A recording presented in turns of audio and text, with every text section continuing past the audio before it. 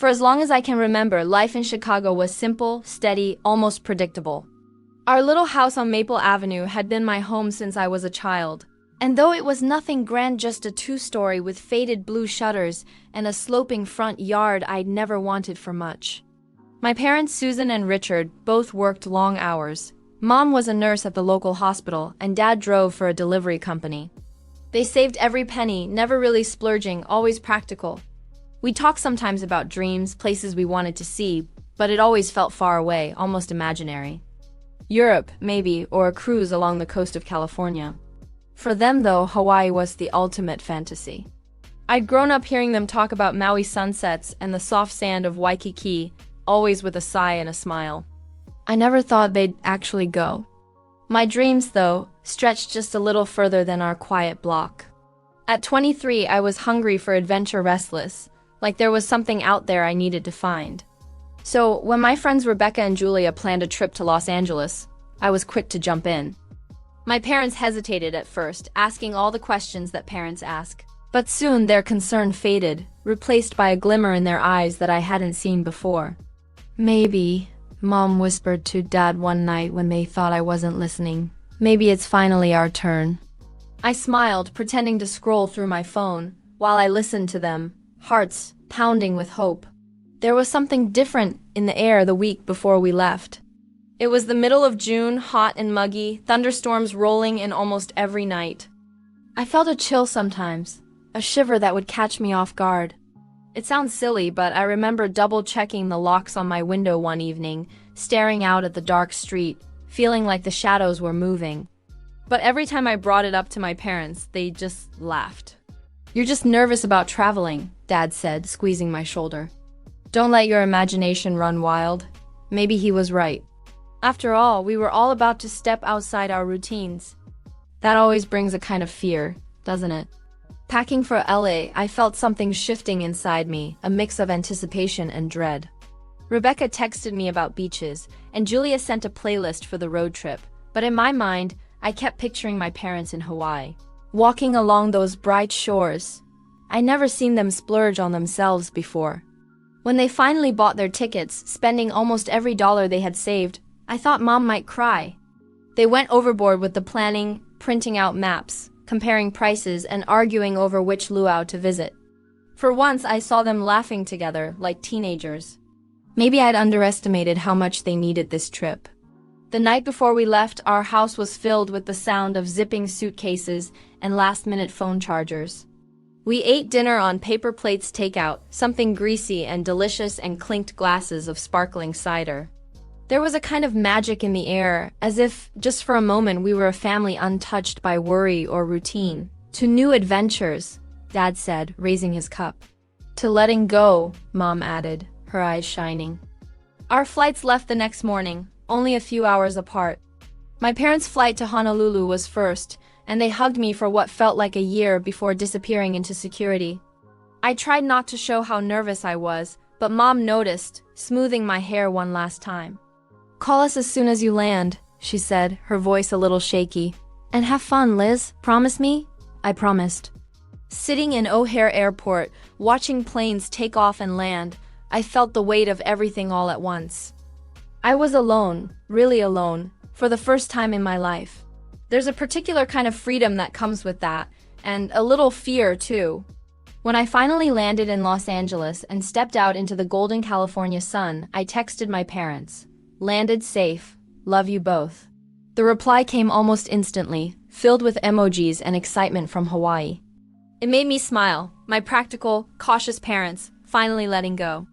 The days in LA were a blur of palm trees, late-night drives down Sunset Boulevard, and sandy feet on Venice Beach.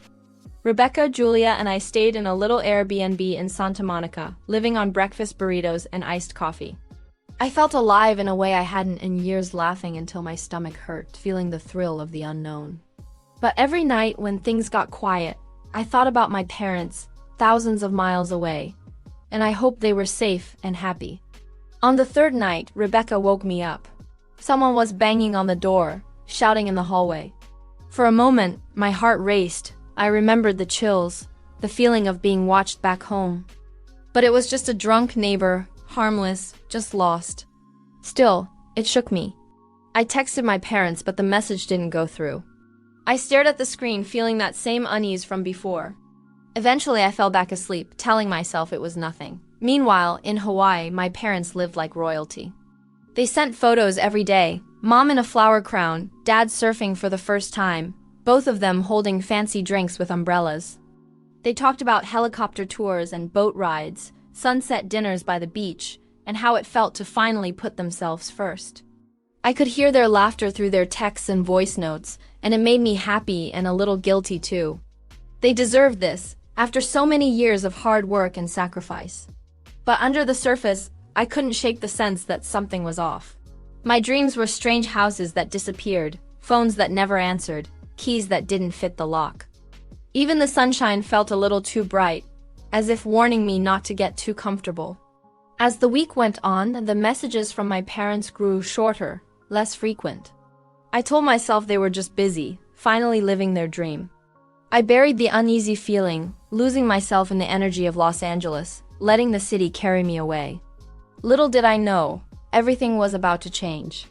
The dreams, the chills, the sense of being watched, they were all leading to something bigger. But for now, I was just Liz Carter from Chicago, chasing the horizon, completely unaware that our lives were about to be turned upside down forever.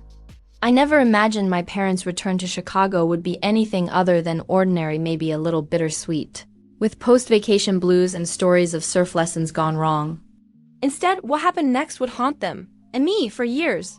Though I only learned the details later, I can still picture the scene as if I'd been standing right beside them on that sticky July afternoon. My parents touched down at O'Hare Airport with sunburned cheeks, wind-blown hair, and a suitcase full of souvenirs.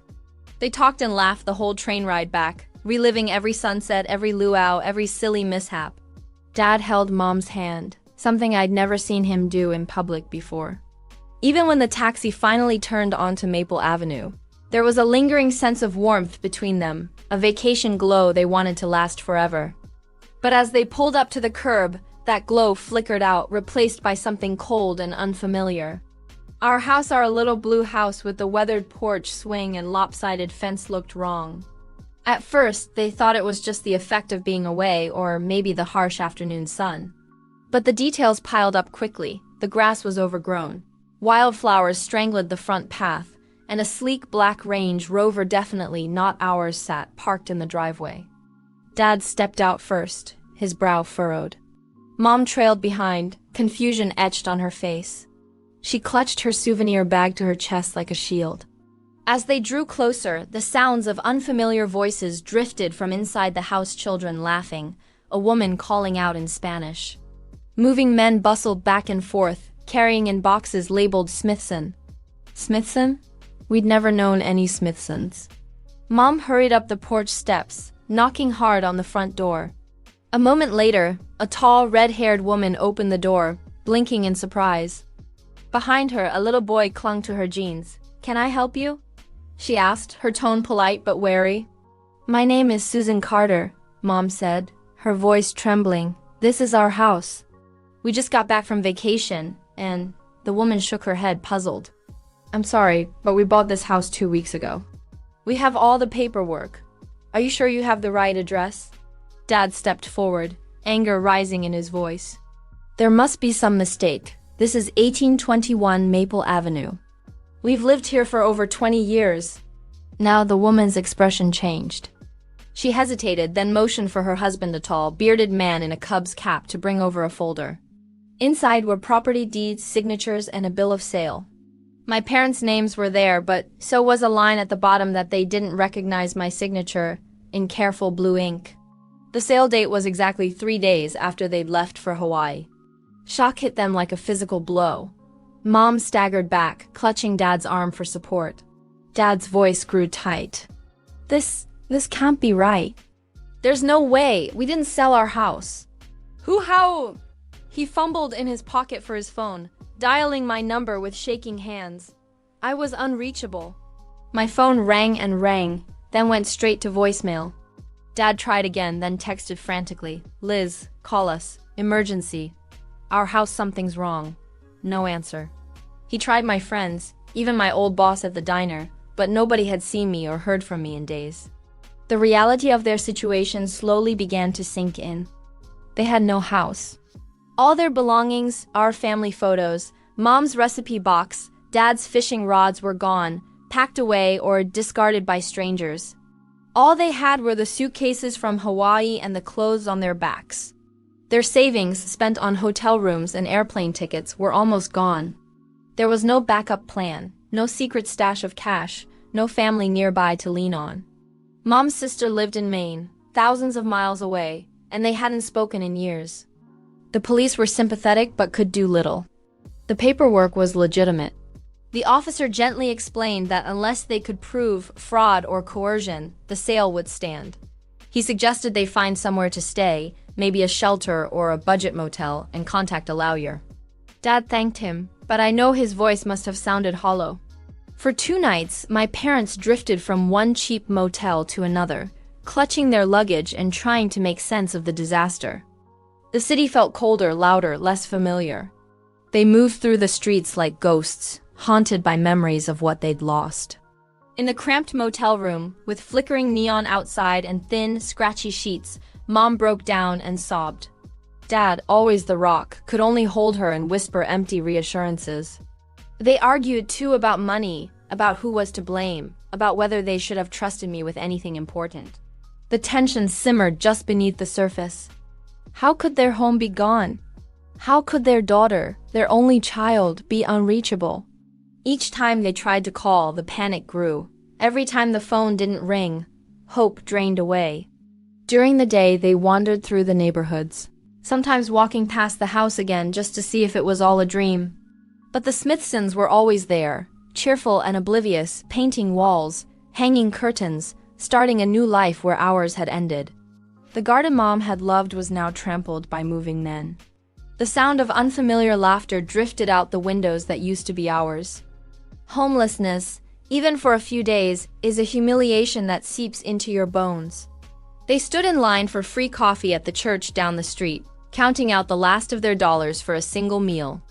At night, Dad spread out the vacation receipts on the bed, going over every penny, wishing he could undo the moment they decided to let go and trust me. Regret is a bitter companion, and it clung to them with every step. On the 3rd night, as rain battered the window, Mom stared at her reflection in the bathroom mirror and whispered, "We have nothing left. Not even our daughter." Dad heard her, though she thought he didn't, and in that silent moment, fear became something heavier, a stone in the pit of their stomachs, a knot of dread that would not go away. They had nowhere to turn. The city they had called home for decades was suddenly foreign. The friends they thought would help were busy, polite, apologetic, but distant. Everyone has their problems, their own bills to pay. My parents were alone. In the darkness, they clung to the only thing they had left: hope. Hope that I will call. Hope that there was some explanation, some mistake. But as the days dragged on, that hope wore thin, replaced by a deepening sense of fear and betrayal. They had no idea that the story was just beginning. I wish I could say that my parents' search for me was an act of love, pure and unwavering, but the truth is more complicated. It was desperation raw or frantic and laced with guilt, that drove them through the city streets, faces hollow with exhaustion, fueled by nothing but coffee and annoying terror. Chicago was no longer their home. Without our house, without friends to take them in, my parents drifted like ghosts through neighborhoods that had once felt safe. At night, they lay awake in rented rooms with peeling wallpaper and threadbare sheets. Their only company, the ever-growing silence between them. For the first time in their lives, my parents had to admit the unthinkable. They did not know their daughter. Not really. They realized this as they paced the concrete sidewalks in the morning fog, wondering where to even begin looking for me. Dad tried calling the numbers he'd found in my old phone contacts: work friends, old classmates, a cousin in Oregon. Each call ended in confusion, sympathy, and the same answer: no, I hadn't been seen or heard from in weeks. They searched in the places I had loved as a child: the lakefront, the old bookstore near Clark Street, the bench in Lincoln Park where I used to sit and sketch. They retraced my steps, remembering half-forgotten details: how I liked caramel lattes from the cafe on Halsted, or the corner thrift shop with the orange awning. But it was all in vain. There was no sign of me. The city, once alive with possibility, now felt endless and empty. As the days dragged on, their money dwindled. Mom started selling small things: her watch, a pair of earrings, a leather purse, just to buy them both another night of shelter and something warm to eat. Dad grew gaunt, his eyes ringed with worry, his hands always shaking. But it was the helplessness that hurt the most. I had always been their anchor, their reason to keep going. Without me, they were adrift. On the fourth day, Dad finally remembered Rebecca, a name that had come up 100 times in family stories. One of my oldest friends from high school. She was quiet, loyal, and sharp-eyed, always there in the background of our holiday photos. "Maybe Rebecca knows something," Mom whispered, clutching Dad's arm. It was a thin hope, but it was all they had left. They scoured social media, scrolling through photos and tagged locations until they spotted Rebecca's profile. It took another half day of messages and luck, but they tracked her down to a little cafe on Wabash Avenue, a place with chipped mugs and friendly baristas. When my parents entered, Rebecca looked up from her laptop, startled and wary. She listened quietly as Mom and Dad poured out their story: the missing house, the lost savings, my vanishing act. Rebecca's face softened. She looked tired too, older than I remembered, but there was a kindness in her eyes. "Liz isn't who you think she is anymore," she said quietly, fingers tracing the rim of her coffee cup. "She asked me not to tell anyone, but you're her parents. I guess you deserve the truth." She hesitated, then pulled a business card from her wallet, scribbling an address on the back.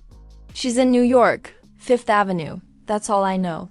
For a moment, my parents just stared at her, as if the address were a riddle they couldn't solve. But then Mom burst into tears and Rebecca hugged her tightly, murmuring that everything would be okay.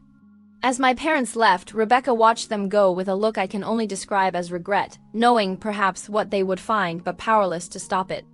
With nothing left in Chicago but memories and pain, my parents scraped together the last of their cash and bought 2 bus tickets to New York City. The ride took more than 18 hours, long, bumpy, sleepless hours filled with anxiety and second-guessing. Mom clutched the address in her hand, reading it over and over until the ink began to blur. Dad tried to reassure her, saying things like, "Maybe she's just working a new job," or "maybe it's all a misunderstanding." But deep down, they both knew this was no ordinary situation. Arriving in Manhattan felt like landing on another planet. The city pulsed with energy taxis blaring their horns, skyscrapers piercing the sky, crowds moving like tides through the streets. My parents, with their suitcases and worn-out clothes, looked small and out of place among the high heels, briefcases, and expensive coats. 5th Avenue was a canyon of glass and steel, a parade of luxury shops and glittering towers. The address Rebecca had given them led to a building that seemed to scrape the clouds, guarded by a marble lobby and a doorman in a navy uniform. They almost turned back, almost convinced themselves it was a mistake, or that the person inside could not possibly be me. But something pushed them forward. Maybe it was hope. Maybe it was the fear of turning around and never knowing what became of their daughter. The elevator ride to the penthouse felt endless. The air grew thinner, the world more unreal, as the numbers ticked higher. Finally, the doors slid open with a soft chime, revealing a long hallway lined with polished mirrors and fresh flowers. At the end of the hall was a single door, grand and imposing, with a golden number on the front. Dad knocked. The sound echoed, and for a moment, there was only silence. Then the door swung open. There I stood. I saw the shock in their faces before they could speak. Gone was the daughter they remembered, the girl in jeans and sneakers, the one who made tea at midnight and doodled in her journal. In her place was a woman dressed in silk, her hair perfectly styled, her eyes clear and unreadable. Behind me, the penthouse glowed with warm light, all glass walls and sweeping city views. A pair of silent, suited bodyguards stood at attention, their presence undeniable. For a long moment, no one said anything. Mom opened her mouth, but words failed her. Dad's hands clenched into fists, knuckles white with tension. I met their gaze without flinching, feeling a strange mix of power and sadness. I had never wanted them to see me like this, not like a stranger in a stranger's world. Elizabeth, Mom whispered, tears streaming down her cheeks. What is all this? I didn't answer, not yet. There were too many secrets, too many wounds. The time for explanations would come, but first, I wanted them to see what their choices had cost. As they stood there on the threshold, lost and afraid, I realized that our story was no longer one of family, but of something else entirely, something dark and tangled and new. For the first time, my parents understood that the daughter they'd once known was gone. And as the door closed softly behind me, I wondered if she'd ever really existed at all. They stood there, just beyond the threshold of a life they would never understand, looking so much smaller than I remembered. Their faces were drawn, older, marked by fear and confusion. In that moment, time seemed to slow down, as if the past, present, and future all converged in the golden light of the hallway. My heart raced, not with panic, but with a fierce certainty I had never known before. I was finally ready to tell them the truth, the whole truth, though I knew it would cut deeper than anything that had come before. "Don't come any closer," I said quietly, holding up my hand to block the entrance. I could see Mom's lips trembling, her eyes desperate for answers, but she didn't move. Dad's jaw clenched, his hands balling into fists at his sides. There was so much anger and fear and disbelief swirling around us, almost as real as the marble floor beneath their feet. "Liz, please," Mom whispered, her voice thin and unfamiliar. "What is happening? Why are you here? What have you done?" I took a slow, steady breath. I thought about all the nights I'd spent in that little house in Chicago, feeling invisible, feeling powerless.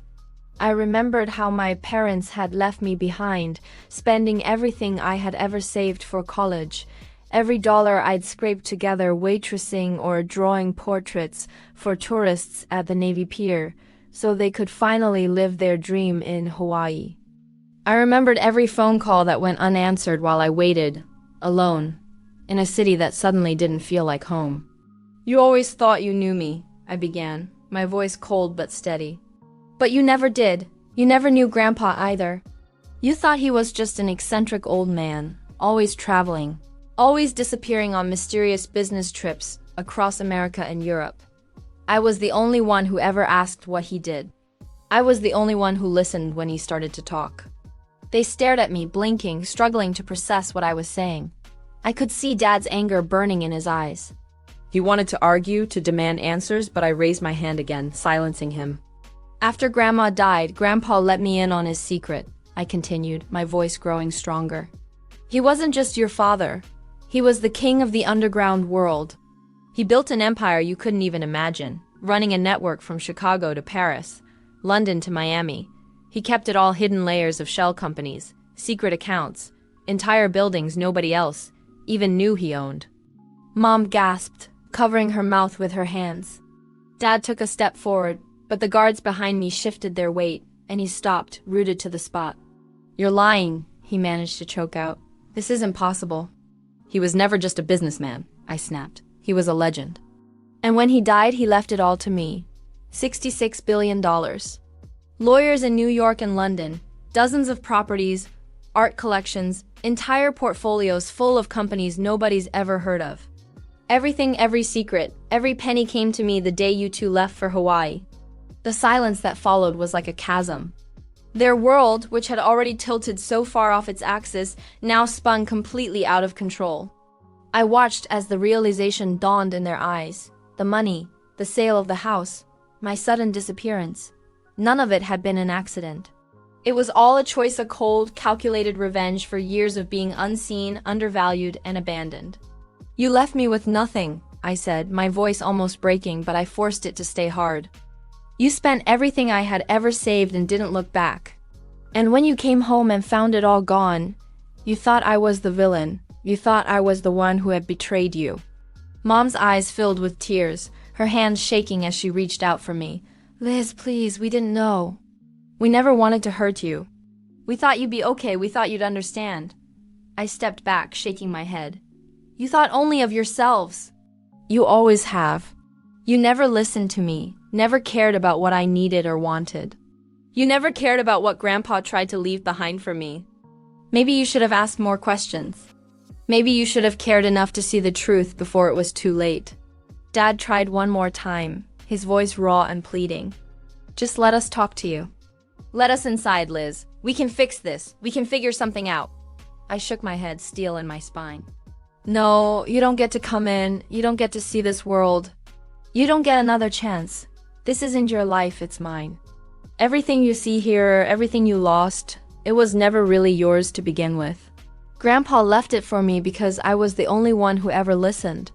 For a moment, I saw the fear in their faces, real, bone-deep fear, not just of losing their daughter, but of something much bigger. The realization that I was no longer the girl they'd left behind in Chicago, waiting for them to come home. I was someone new now, someone they couldn't control. Someone who could build empires or tear them down, who could close the door and walk away without looking back. Mom tried to speak, but I turned away, my voice quiet but final. It's over. You'll never see me again. Don't come looking. If you do, you'll find nothing but closed doors. This world isn't for you, not anymore. And with that, I closed the door. The lock slid into place, echoing down the marble hallway. Their voices faded behind me, muffled and desperate, but I didn't hesitate. For the first time in my life, I was free from the guilt, the fear, the feeling of being less than I was. As I stood there, alone in the silence, I let the truth settle over me. I was in control now. I held the keys to a kingdom nobody else had ever imagined. And in that moment, I knew this was only the beginning.